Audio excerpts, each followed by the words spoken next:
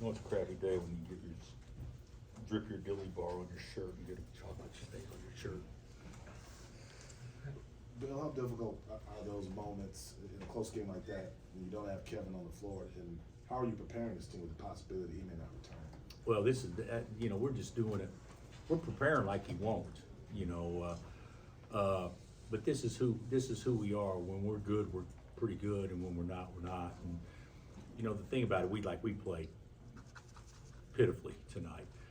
But when I say we played pitifully, that's also can give the appearance that I'm taking something away from BYU. BYU was better than us tonight. I mean, the second half, after we got up 12, the second half they controlled it, and we hoped to score, and they actually ran offense to score.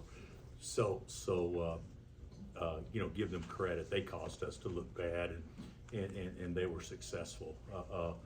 But you know, it'll help if we had all our, you know, had Kevin back. But you know, we've been dealing with this for about, I'd say 5 weeks, where he hasn't been himself from a health standpoint. And even when he played, he wasn't himself. And so you know, we're not counting on it. We hope it could happen, but we're certainly not banking on it.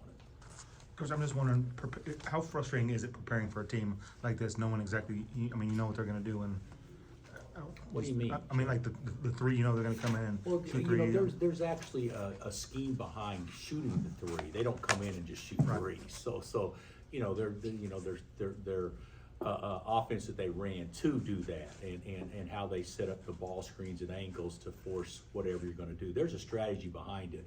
So it's not like I would say when you look at most teams, when you scout them, you pretty much know by this time of the year what most teams are going to do.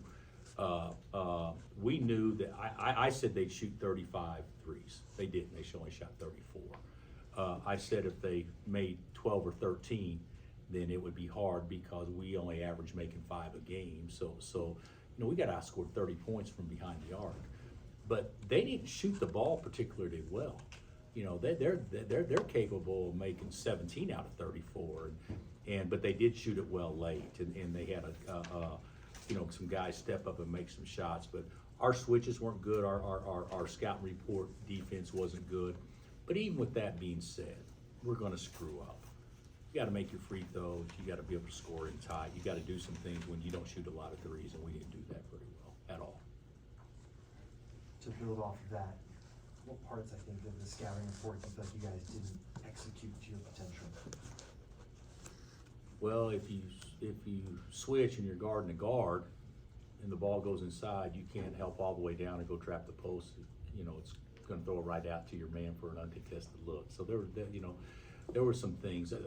The three that we gave up at the end of the first half stung. That one bothered me a lot because we just said in the timeout, this is exactly what they're going to do, and we didn't do it. And then you know, we gave up. You know, Hunt's not used to guarding out there, but you know, he went to trap the post twice when we're not doing that, and they threw it right back to his man off switches and made a couple. But there was more than that. You know, the right hand drivers getting to the right hand. There's a lot of things that we could have done better. With your guys' 3-point shooting tonight, was it a case of getting the shots that you want and just not making them, or was BYU doing something to kind of make you guys take shots you didn't want to? Well, I think that, you know what, we were 1 for 12 until Nick and Hunter made back-to-back ones, something like that, and the one was Jamari.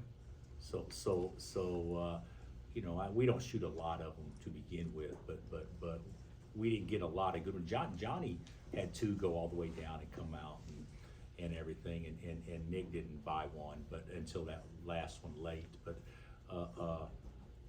you know, I don't look at it that exact same way. You know, you got to make shots to win a game, but I thought where it hurt us the most was we didn't score in tight and we missed our free throws. To me, that was more telling than not making threes. Bill, as a long time coach in this profession, how sustainable is BYU's style of play moving forward in the Big 12? the reliance on the three-point shooter. Oh, no, it's great style. It's, you know, it's NBA style, you know, it won't be as good if you don't have guys that can shoot, you know, but as long as they keep recruiting guys that can shoot, and I don't know how many guys they'll lose. Do you know? I'm sure you know their personnel. Probably Jackson Robinson would be the big one, yeah. I think He's that- good, Yeah. you know, he's really good, but his aunt was probably even better, you know, Crystal. So she was the best player ever out of Oklahoma.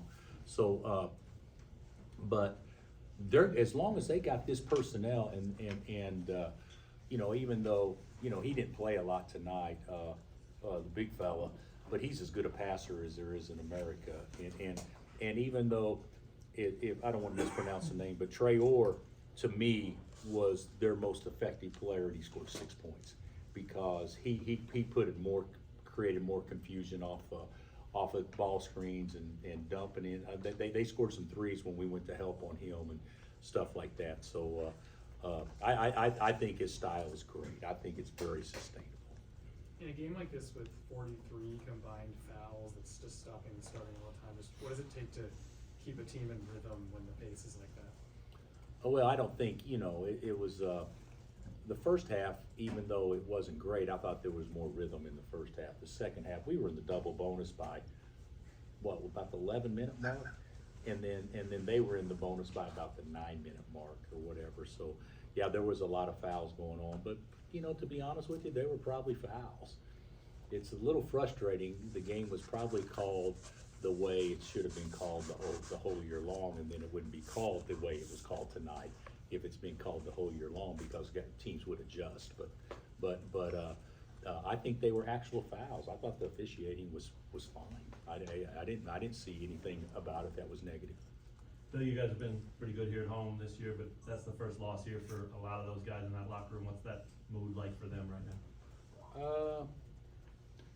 I would say it's they were pretty defeated and down and all that stuff. But hey, guys, this is, you know, 50% of teams in America lose every time you throw it up. I mean, this happens, and right now our team is such where we've got to really work our butts off and have some good things happen in order to win. You know, playing a little shorthanded right now. So you know, things like this happen, but it's also, to me,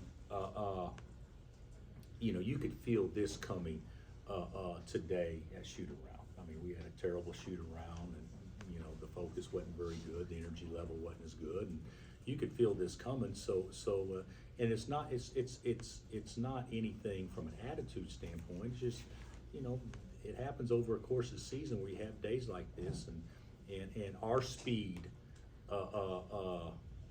even though I don't consider us a fast team, our speed certainly didn't take away their skill. And it had to in order for us to have a good chance of winning tonight. Also, when you talk about you guys having to work your butts off and kind of grind through this stretch, and obviously without Kevin, his leadership qualities is something you've talked about a lot this season. Who do you look to pull you through without him? I would say, you know, it's got to be Juan, KJ, and Hunt, without question.